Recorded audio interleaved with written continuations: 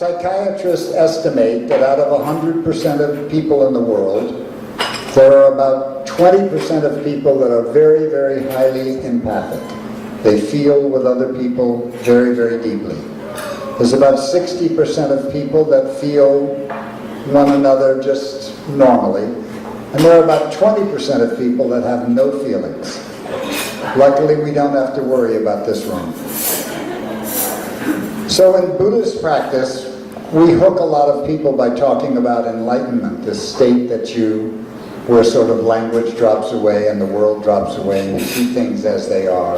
And people tend to mystify it a lot. But for me, compassion is enlightenment.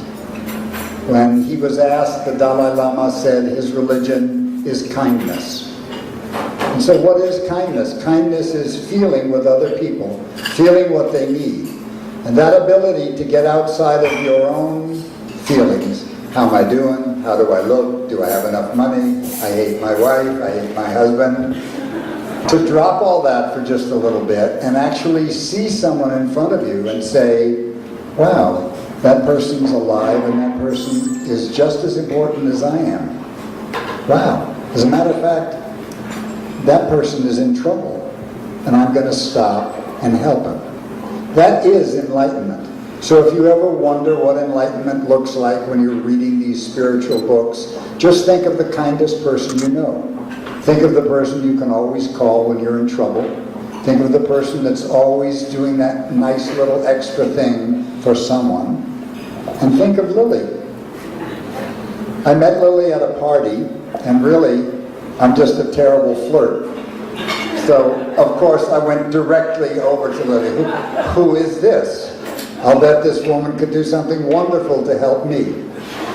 But actually, she just radiated this kind of intention and kindness. And I stopped and I listened to her story. And I began to repeat her story. And the next thing I know, we were able to recommend her for a grant and recommend her for an award and recognition. And I recognized the same thing that you all recognized. And at lunch here, I was giving Lily a lecture. And I was saying, does your landlord lower your rent because you're doing good work in the world? Does PG&E give you a break on your electricity because you're doing wonderful things for other children? No. So we need money to live in this world, and people like Lily don't think of themselves first. They think of the children or the people that they're helping. So it's up to us.